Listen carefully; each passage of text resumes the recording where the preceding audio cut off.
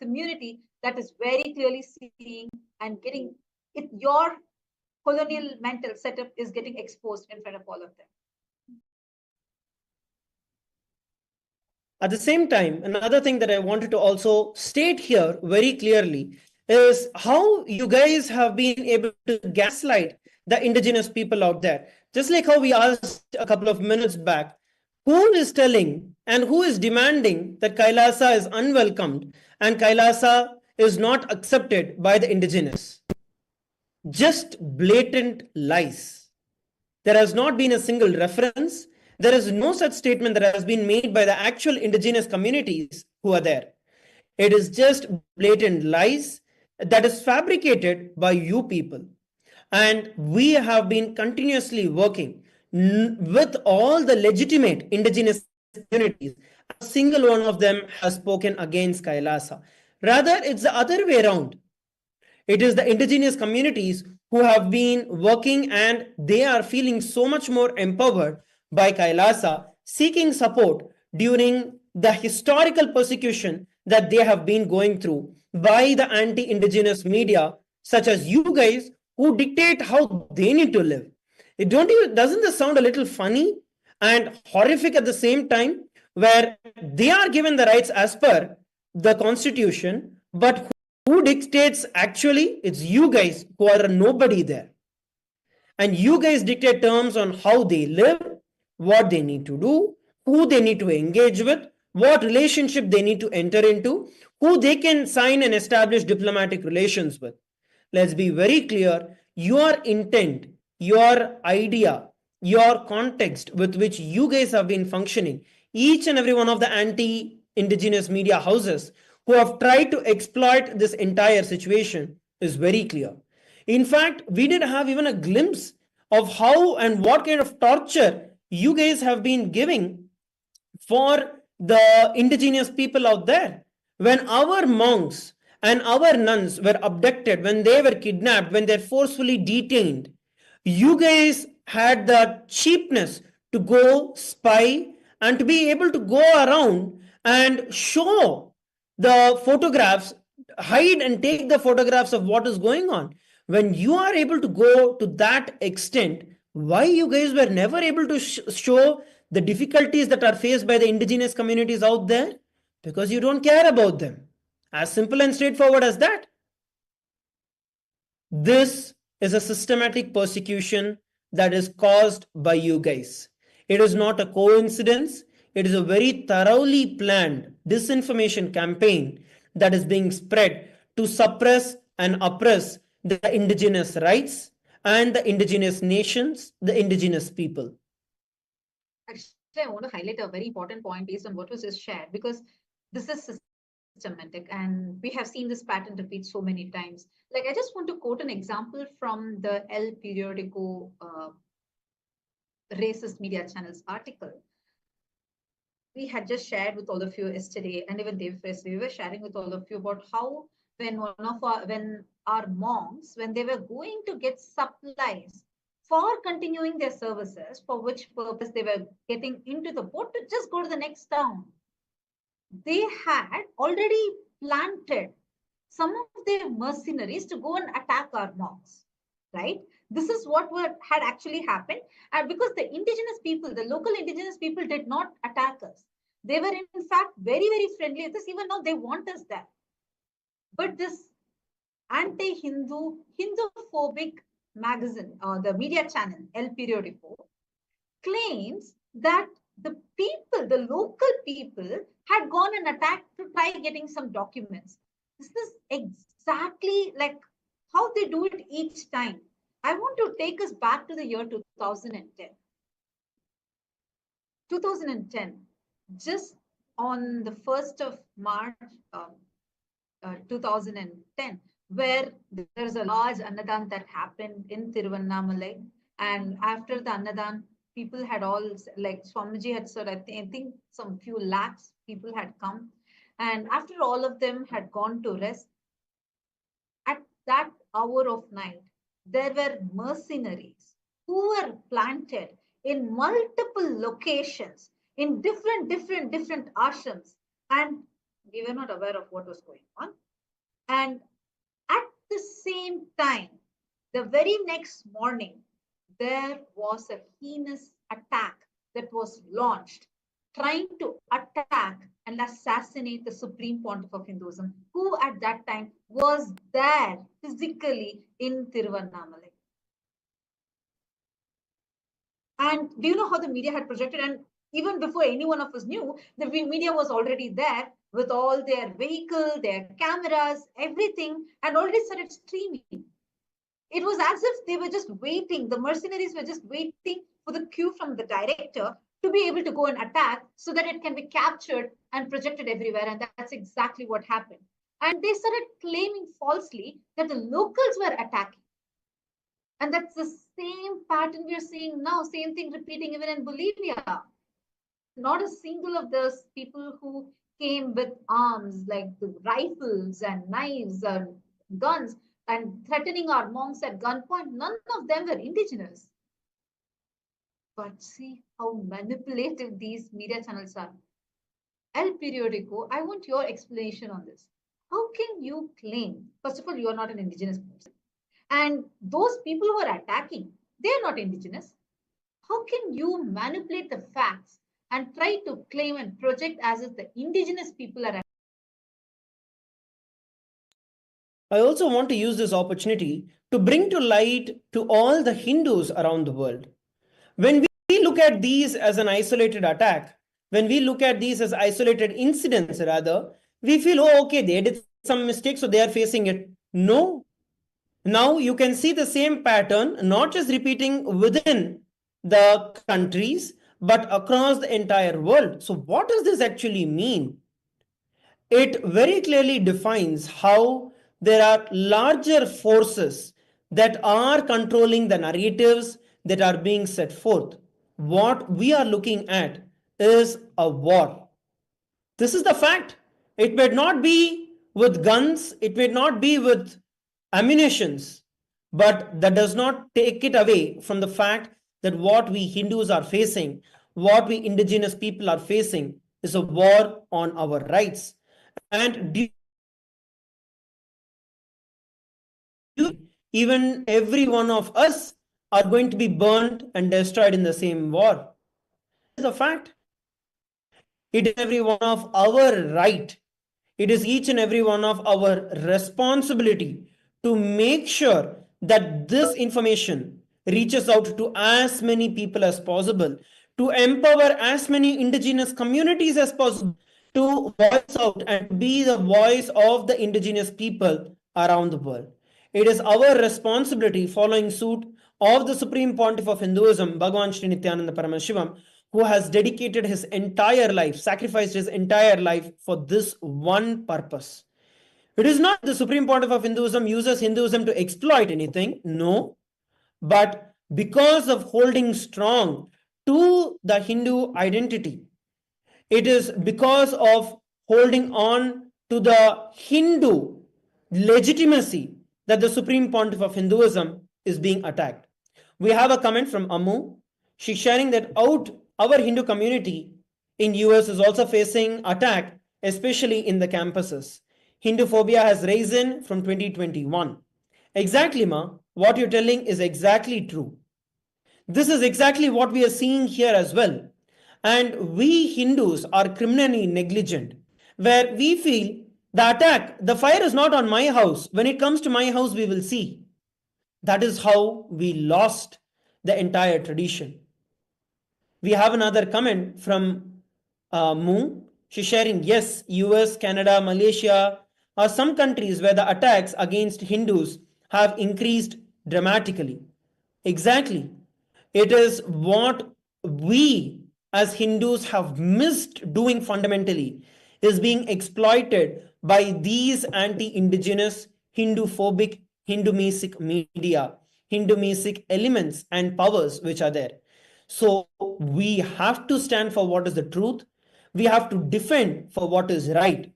And despite the relentless persecution that the Supreme Pontiff of Hinduism has been going through, that Kailasa has been going through, we continue to stand for what is right. And we also want to give this as a call for every one of you to do the same, for every one of you to stand with us, to stand with Kailasa, to stand with all the indigenous and protect what rightfully is ours.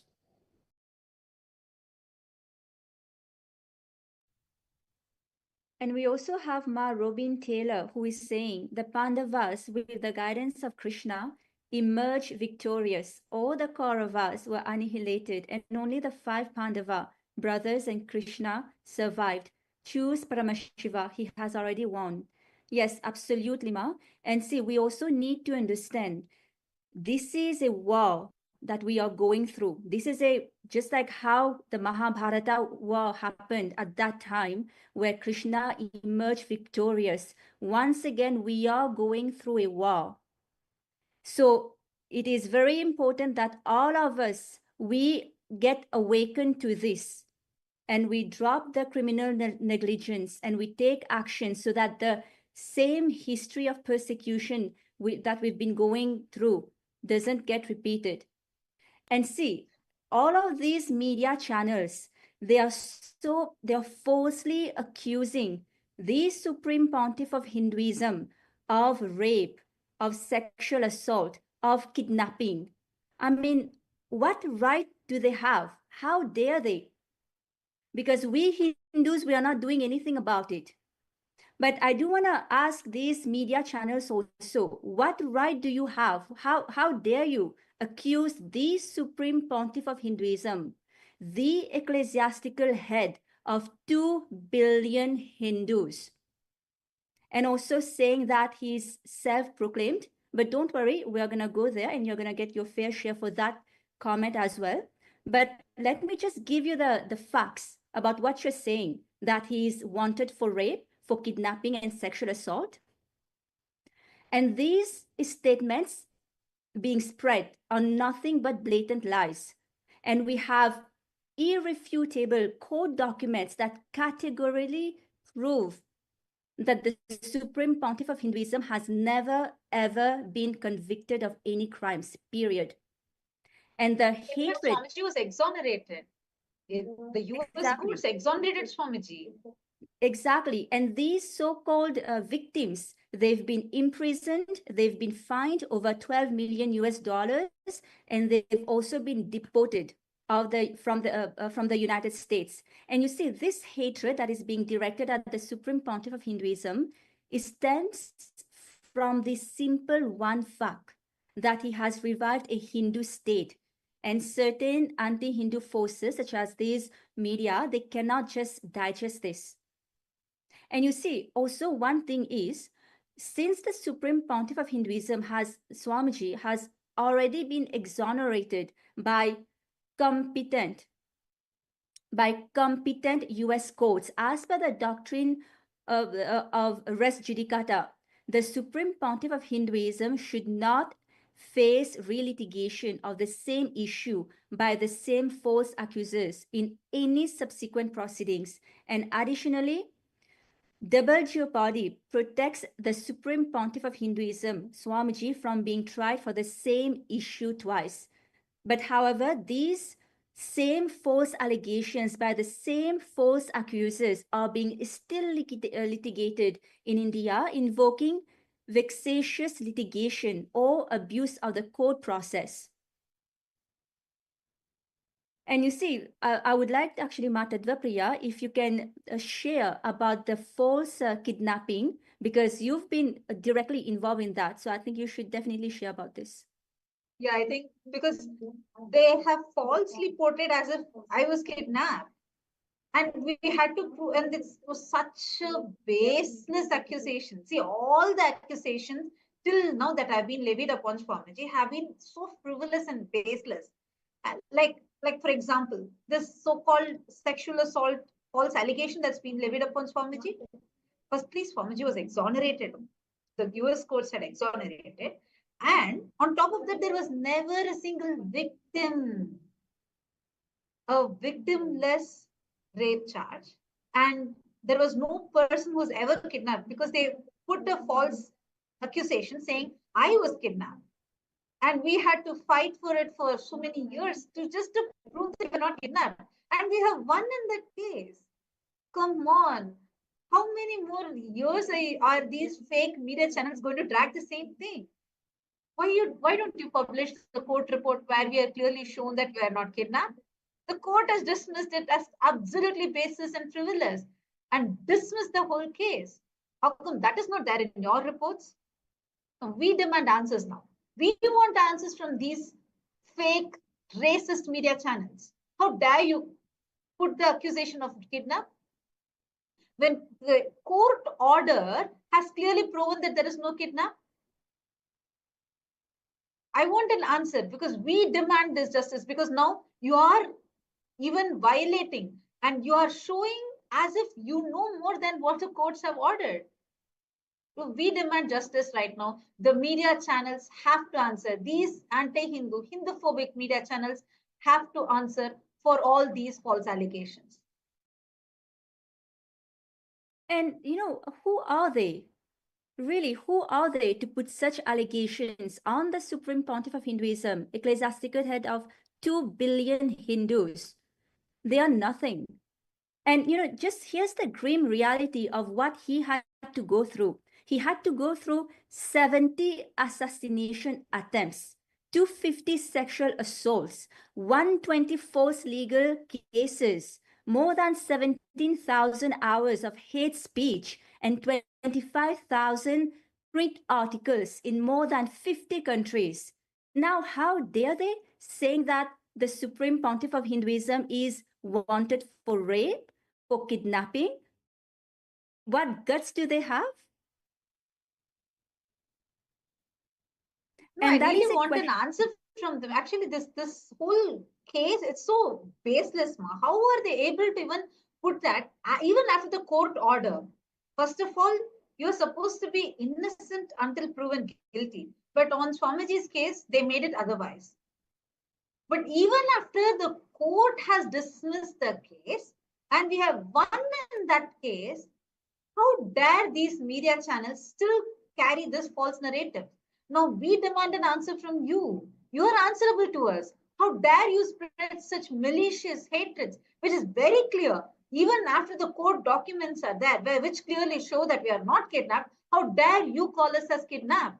So this is proving it more and more, how every statement of yours is baseless, frivolous, and therefore you need to apologize. You need to take down all these fake news right away, or what you're going to face is going to be heavy, serious legal charges.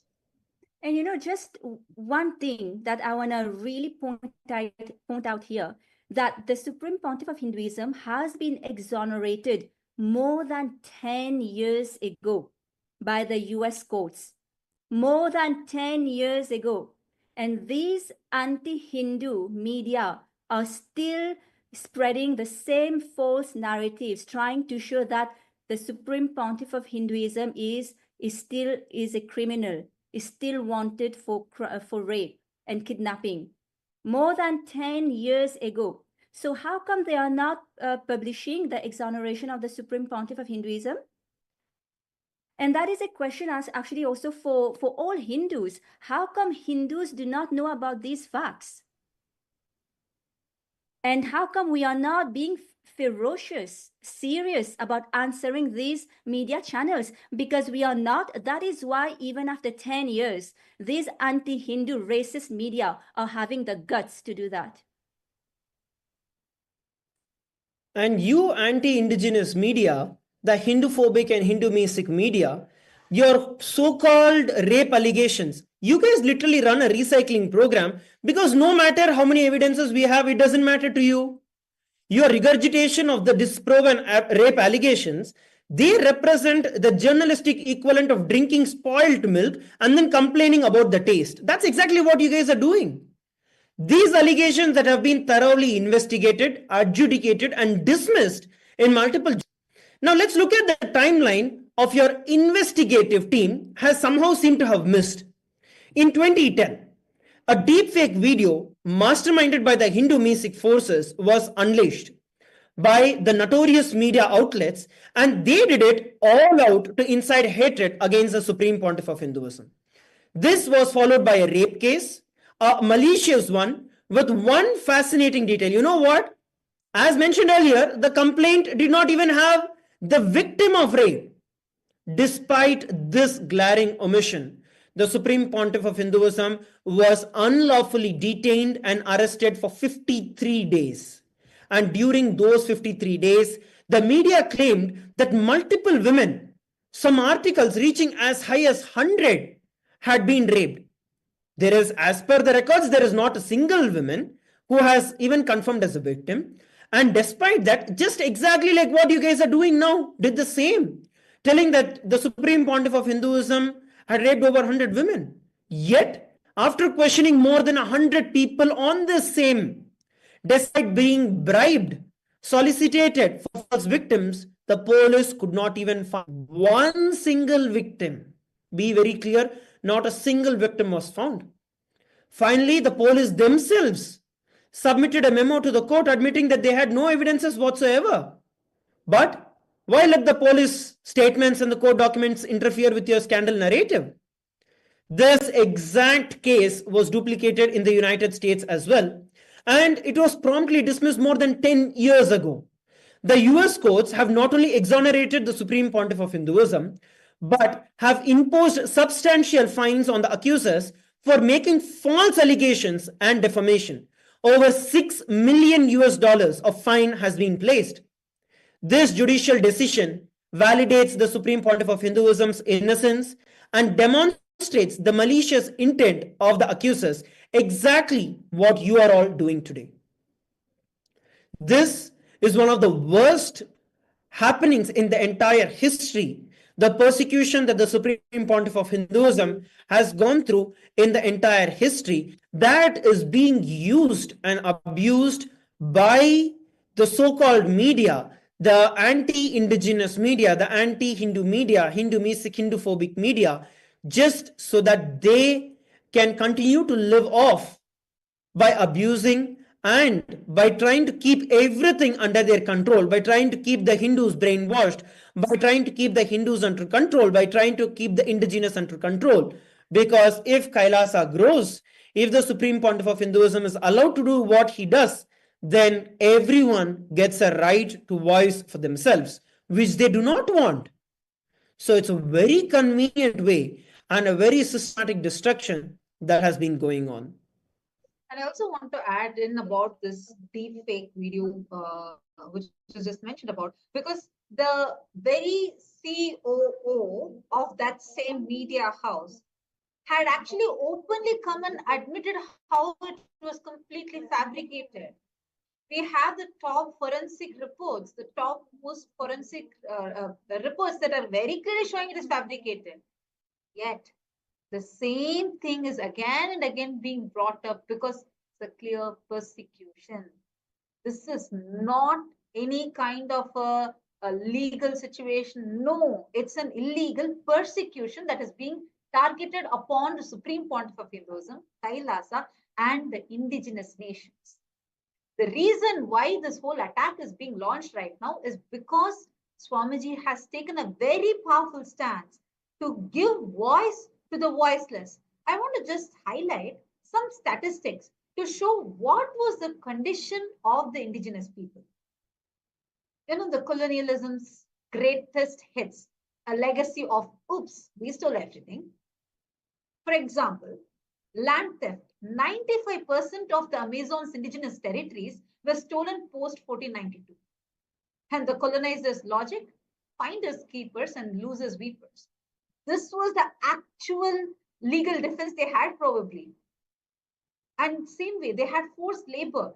10 million plus indigenous lives were lost in rubber plantations that was being as forced labor by these colonialists. And do you know, 72% of this Bolivia's indigenous peoples live below the poverty line? This is as per the statistics from the World Bank 2023. Same way, 1 in 3 indigenous children in the Amazon suffer chronic malnutrition. This is as per UN FAO. This was the condition. So when Kailasa started flipping the script, where every day, daily free meals have been served the last so many months, transforming their lives, and where we are supporting them to protect their land, where we are empowering people to keep these poachers away, to keep these illegal miners away. And we are supporting with mental health care by teaching them yoga completely for free. It is because of this that these racist, anti-Hindu, Hindu-phobic, anti-indigenous media channels are targeting us and attacking us. This is the same pattern we have seen again and again and again. We saw the same thing in 2003. We saw the same thing in 2010. We saw the same thing in 2019, and we're seeing the same thing happen now. It is never the local people. It is never the actual people who are experiencing the benefit ever attack. No, it is these mercenaries who have been paid, brought in, and who are made to be look alike of the existing indigenous people, and they are portrayed. It is just for those video footages. You will see clearly the way it is directed. Exactly as per their camera angles, these people will move, these people will go and attack, and then there will be a story cover. This is what has been happening time and again. That is what we're seeing. This is part of the colonialist playbook. And Hindus, it's time for us to wake up. And I do see many of us are already waking up to the way how Hindu-phobic mental setup is spreading everywhere. Hindu phobia is becoming more and more. And we as Hindus need to stand up for this. Hindus' lives matter. Your voice matters. Each one of you, every single one of your voices matter. Don't think the person who's sitting next to you may not be interested in knowing this. No, then you are being a reluctant warrior. Then you are being a cause for many of our brother monks, sister monks there to die. No, it is time to give up on your reluctance. Stop being a reluctant warrior. It is time for us to wake up. Like how Bhagavan Krishna tells in Bhagavad Gita, Shudram Hridayam Daurbalyam Tyaktotishta Parantapa. It is time for us to drop our reluctance, drop being a reluctant warrior, stand up. You need to be a part of this war. All of us need to unite. Tell the people who are next to you that you are seeing, your relatives, your family members, tell them what Hindus are facing. Tell them it's time to wake up from our criminal negligence. And we also, when we look at this whole happening that have been continuously being repeated across decades, if not centuries, it just makes it so obvious that when character assassination masquerades as journalism, this is exactly the result. The media's fantasy crime novel, where you can actually portray, the way they portray is that the Supreme Pontiff of Hinduism is the villain in these stories. And of course, the media loves its fictional villains. It seems that the journalism that these guys come up with came with a creative writing specializing in character assassination. That is what we are all looking at. When they portray the Supreme Pontiff of Hinduism as a self-proclaimed leader or a pro-fascist sect, it is not just wrong, it is just spectacular, almost impressively wrong. Where do they find the words like this? It is like penguins are the rulers of the Sahara is wrong. No, it is not just wrong. It's just impressive the way you guys can go. Let's introduce all of you fellows to something revolutionary in journalism, and they're called as facts. I know it's a very terrifying concept for every one of you media fellows because that is against your money.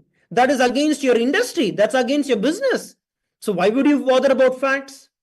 The Supreme Pontiff of Hinduism's lineage tracks back to tens of thousands of years of Hinduism's oldest and most ancient spiritual institutions.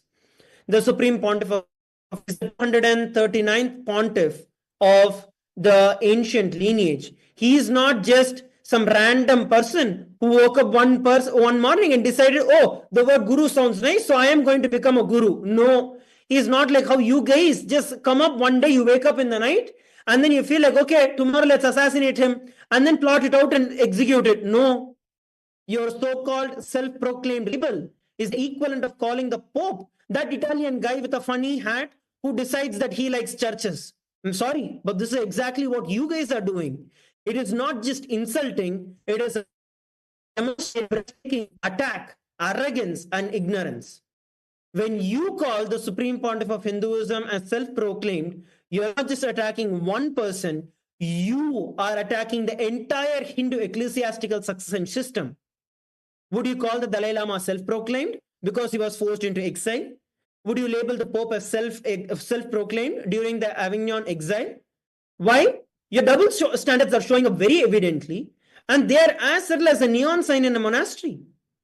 But this is exactly what you fellows are doing. Same way, your fixation on labeling the Supreme Pontiff of Hinduism as fugitive. Come on. It reveals that either you are having a profound ignorance of international law, or the other way, which I think is the truth, a very, very deliberate attempt to mislead all your readers. And I think it's both. Interpol, again, another allegation that comes in. Interpol. What do you guys know? The actual international law enforcement organization with the actual authority, which is Interpol, has rejected any request to issue notices on the Supreme Pontiff of Hinduism based on the evidences provided to you, because Interpol is a legitimate organization that has the rights. Unlike you, mafia, unlike you, anti-indigenous mafia, media, Hindu-phobic, Hindu-mesic media, who just like to throw things around for your breakfast. Indigenous communities are under attack. The Supreme Pontiff of Hinduism has been under attack, and the Interpol has very clearly given a statement that there is no basis on which the Supreme Pontiff of Hinduism can be attacked. But apparently, your newsroom has more legal authority than Interpol. What a beautiful, great achievement that you guys have. And also, I also have another question for all of you people. Do you also perform like citizen's arrest in your spare time? Because that's exactly what you people are doing. Even in terms of your own editorial team, we might understand, no conviction means not a fugitive. Please understand, in layman's terms, I'm telling. The Supreme Pontiff of Hinduism is not guilty. The Supreme Pontiff of Hinduism is innocent in every single false accusation that has been cast, that has been deliberately put on the Supreme Pontiff of Hinduism. So this in layman's terms means if there is no conviction, that means he is not a fugitive. This is a very straightforward equation. And despite nearly 15 years of malicious prosecution and litigation in India, the Supreme Pontiff of Hinduism has never been convicted of any crime. Not one, zero, because he has not committed any crime, and it is anti-indigenous, anti-Hindu, Hindu-phobic, Hindu-mesic media like you all who try to exploit at every given opportunity, trying to delegitimize, trying to character assassinate and assassinate the Supreme Pontiff of Hinduism. And Maharaj, I would like to add to these false allegations of being a self-proclaimed guru or God, because this is the same accusation that we've been seeing, not just in the Bolivian media attack, but globally, whenever these media channels they would be attacking, they would all be accusing the Supreme Pontiff of Hinduism as being self-proclaimed. So we should tell what are the facts, and we are going to be showing some pictures also. See, these attacks, these are vicious attacks that reeks of supremacist ideology and prejudice, targeting Hinduism with a series of defamatory narratives. And so these are really undermining the statue of the Supreme Pontiff of Hinduism, Bhagavan Nityananda Paramashivoham, as the Supreme Pontiff of Hinduism, dismissing his rightful position with disrespect and mockery.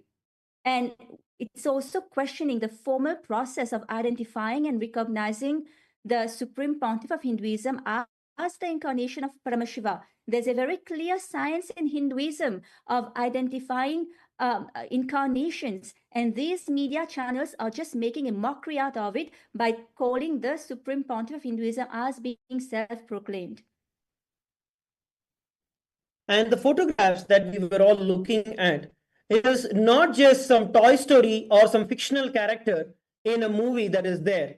Here, we're looking at the Supreme Pontiff of Hinduism being coronated as the head, as the sovereign of the Shamala Pita Sarvajna Pitam.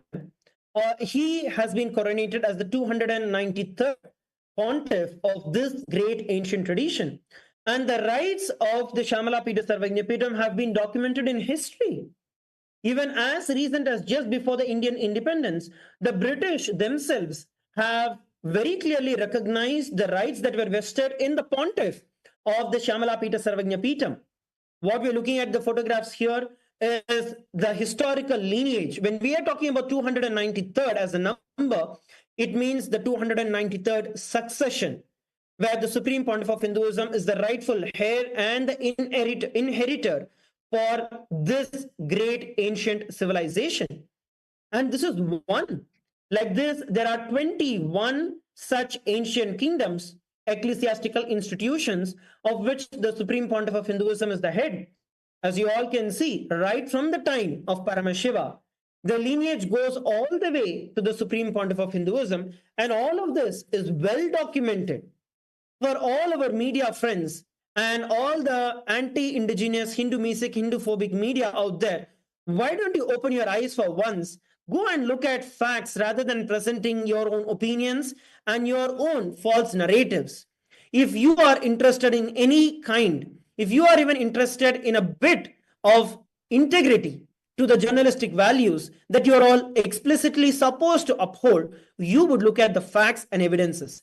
I'd like to invite one of you, head over to kailasa.org, read about these for yourself, and learn the real truth, learn the real history, before you try to come and try to just wishy-wash whatever you want here out in the public. Public and the mass is not a spitting bowl where you just spit whatever you don't like. No. We are people who want intelligence. We want information. We want rights to what is really happening. And that is our right. And you are expected to serve the public that way. So head over to kailasa.org, look at these facts for yourself and speak with evidences. Don't just try to put out blatant voices, letting out your steam just because nobody out there in your country is interested in listening to you. Don't try to pick up different things from everywhere. And what you're reporting deliberately obscures is the transformation of this case from prosecution to persecution, a fact recognized by the international human rights lawyers and organizations from worldwide. I just want to highlight a few distinguished legal experts, including Jeffrey Robertson Casey, who is a former UN Justice Council jurist, and Maliha Wilson, who is a former Assistant Deputy Attorney General of Ontario, and numerous others have provided legal opinions confirming that what Swamiji, the Supreme Pontiff of Hinduism, is facing is a persecution. In February 2024, the Ramanagara Indian Court acknowledged the heinous crimes committed by co-conspirators against the Supreme Pontiff of Hinduism and Kailasa, charging Lenin Karupan with rape, extortion, and criminal intimidation. The massive systematic anti-Hindu media campaign has caused documented harm in over 100,000 instances. 70 plus assassination attempts directly on the life of Swamiji, the Supreme Pontiff of Hinduism. 250 plus sexual assaults were done on the Supreme Pontiff of Hinduism's monks, nuns, and disciples by these Hindu-mesic, Hindu-phobic forces. And 120 plus false legal cases, 17,000 hours of hate speech and defamation campaign in online media, 25,000 defamatory articles across more than 50 countries. You are answerable to all of this. Why are you not showing these? These are the facts. So these are the facts that too being supported by so many human rights lawyers. How come you as a media channel are not publishing a single one of these? And I also want to add a couple of informations out here. And you know what is more interesting along with what we're looking at is that you don't really care about anything as a matter of fact. You don't care about the evidences. You don't care about the facts. You don't care about the laws. You don't care about anything. The bottom line of this entire thing is the res judicata and double jeopardy, and you don't care about anything at all. Now, when we look at the scale, as per the res judicata, when we look at the scale, the judiciary of US is way high in comparison whether with India or various other countries which are there. So what is it supposed to mean? If the same case is tried in US and there is already an exoneration, there is already a verdict that has been given, then naturally everyone is supposed to be following the same. Now, it is based on this. I also want to let you know, it is based on this that Interpol has very clearly, categorically refused that there are any accusations on the SPH, because naturally 10 years back, I want to reiterate it on this again and again, 10 years back, the Supreme Pontiff of Hinduism was exonerated. He was completely exonerated, and that same is the only thing that is running around so far. And even now, it is only relentless persecution that is going on. As we heard earlier, from prosecution, it is persecution that we have been going through. It is lawfare that is there. Under the doctrine of res judicata, the Supreme Pontiff of Hinduism is not supposed to face relitigation for the same issues by the same accusers in any subsequent proceedings. And double jeopardy further protects the Supreme Pontiff of Hinduism for being tried twice for the exact same thing. Yet, the same allegation by the same false accusers continue to be litigated in India, and they keep getting regurgitated by media outlets like yours. This is a textbook example of vexatious litigation and journalistic malpractice. What you people are just absolute rowdies and thugs who are trying to using the garb of media, but trying to spread hatred in the entire world. The truth is very simple, but what to do? It is inconvenient for your narrative. Absolutely, because this isn't about justice. It's about silencing a powerful Hindu voice. The Supreme Pontiff of Hinduism revived a Hindu state, and certain anti-Hindu forces cannot tolerate it. Your reporting isn't just biased. It is complicit in the systematic persecution. More than 40 media outlets from 14 countries have already removed similar defamatory content and issued apologies after recognizing their errors. They chose integrity. What are you going to choose? The world is watching. Right now, you can see the comment section. We have people around the world. We are seeing people. Actually, I'm seeing so many people have posted their countries. Malaysia, Singapore, Canada, USA, so many USA. And I'm seeing Guadeloupe, so many France. You can see the comment section. You can know for yourself what wide range of audience the international community is watching you right now. So you can decide, what are you going to choose?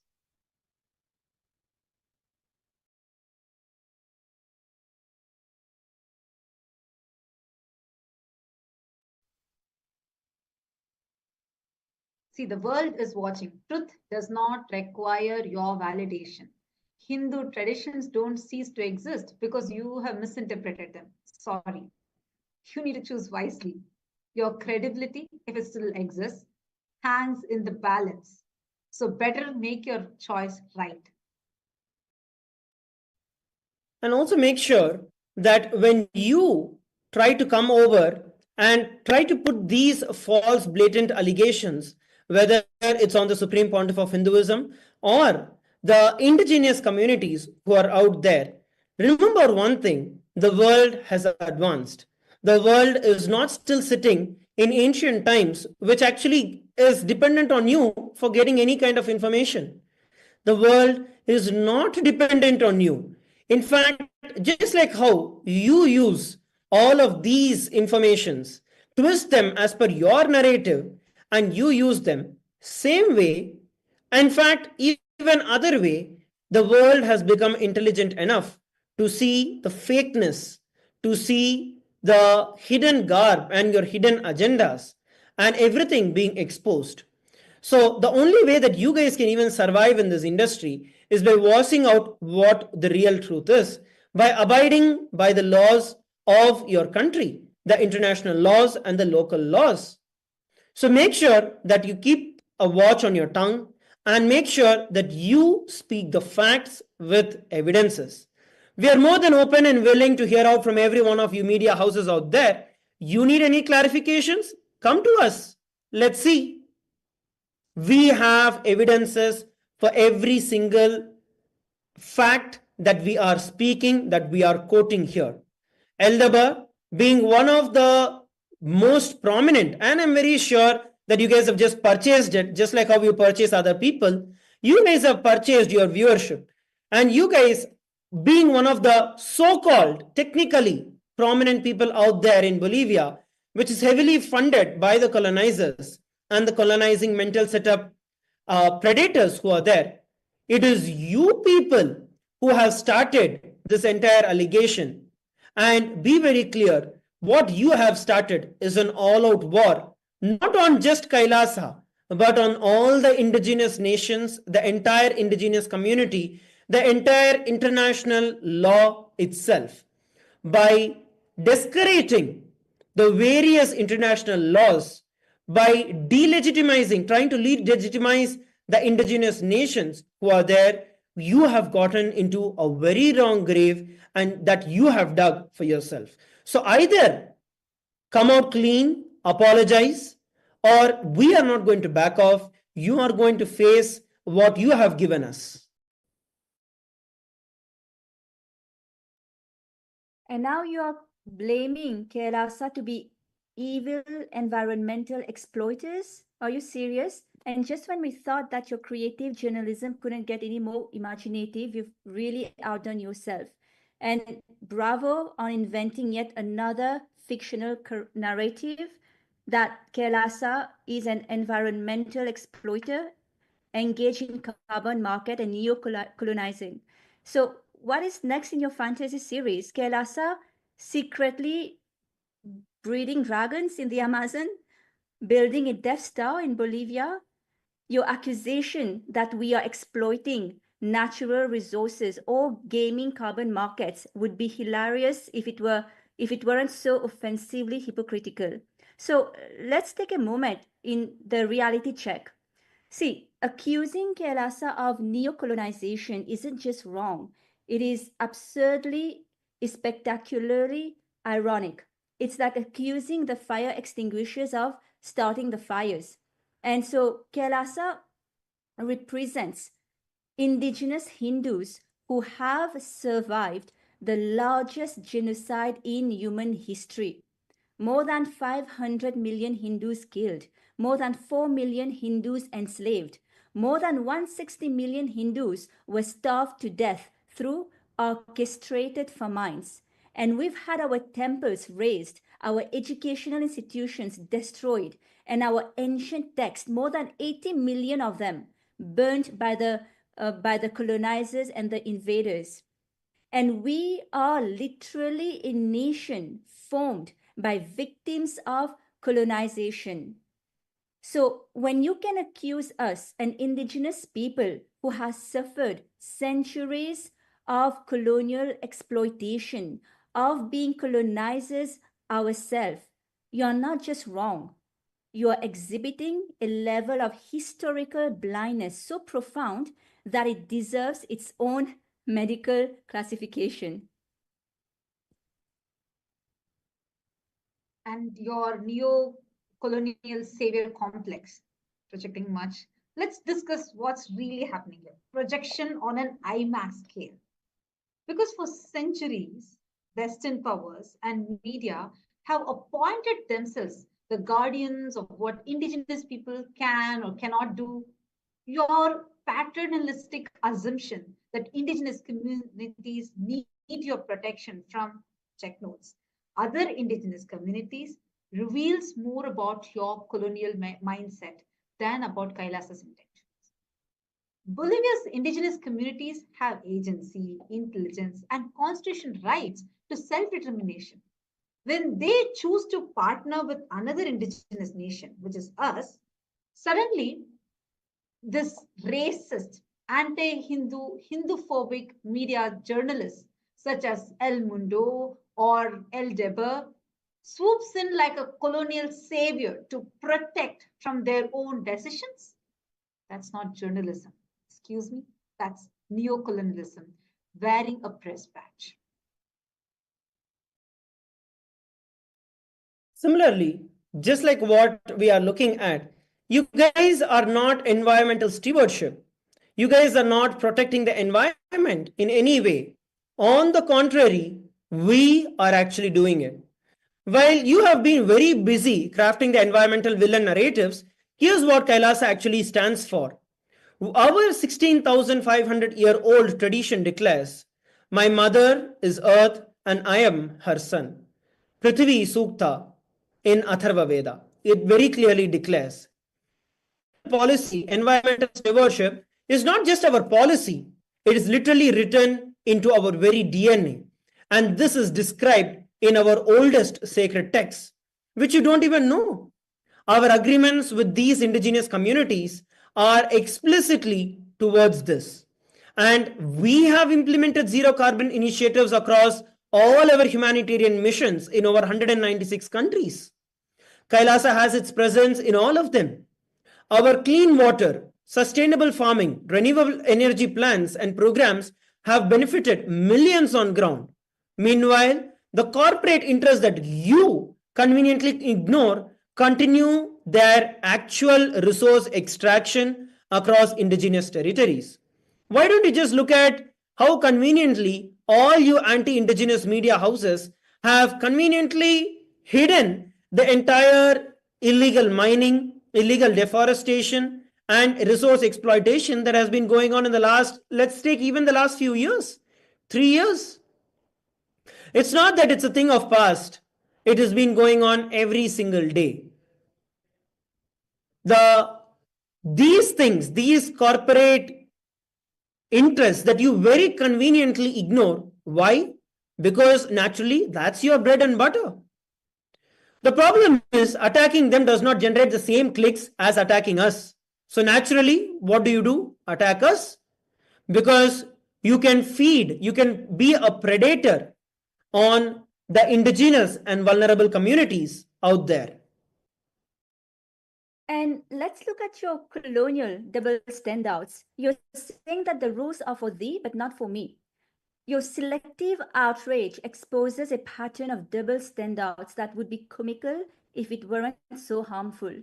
When the Western NGOs partner with indigenous communities, humanitarian cooperation, they say, when Kailasa does exactly the same, it is called neocolonization. When Western companies establish carbon offset projects, it is called green innovation. When Kailasa supports sustainable indigenous practices, you call it carbon market exploitation. When Western nations maintain diplomatic relations, you call it international cooperation. And when Kailasa forms diplomatic relations partnership, you call it infiltration. These double standards aren't subtle. They are as obvious as a neo sign in a nature preserve.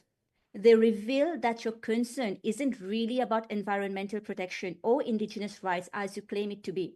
It's about maintaining the colonial power dynamic where Western entities retain the exclusive right to engage with indigenous communities.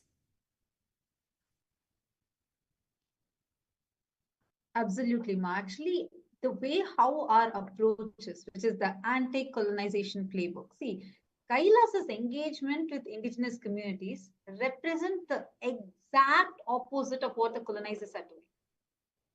First, we recognize and amplify indigenous sovereignty. Unlike the historical colonizers who denied the indigenous self-determination, we explicitly acknowledge and supported our agreements include language that reinforces indigenous autonomy and require government ratification. And same way, the another point that we are looking at is Kailasa prioritizes indigenous knowledge preservation. This is unlike the colonizers who suppressed and oppressed the indigenous wisdom. We work day and night to document, to preserve, and to revitalize the traditional knowledge systems, recognizing their value for sustainable living. This is exactly what we do. And this falls apart from the colonizers throughout the history. And we support development on indigenous terms, unlike these colonizers who impose external development models. We follow indigenous leadership in determining what sustainable development means for their communities. Absolutely, and we advocate for the indigenous representation. Unlike the colonizers who are so busy, who only silence the indigenous voices, we work to ensure indigenous perspectives are heard in international forums. UAN, United Ancient Nations, is exactly that. And this is what is threatening the people, threatening the colonizers. And if you look at the facts, we are the people, we are the victims of colonization because we have undergone centuries of trauma, centuries of exploitation. So we understand what it is to go through this persecution, and precisely the reason why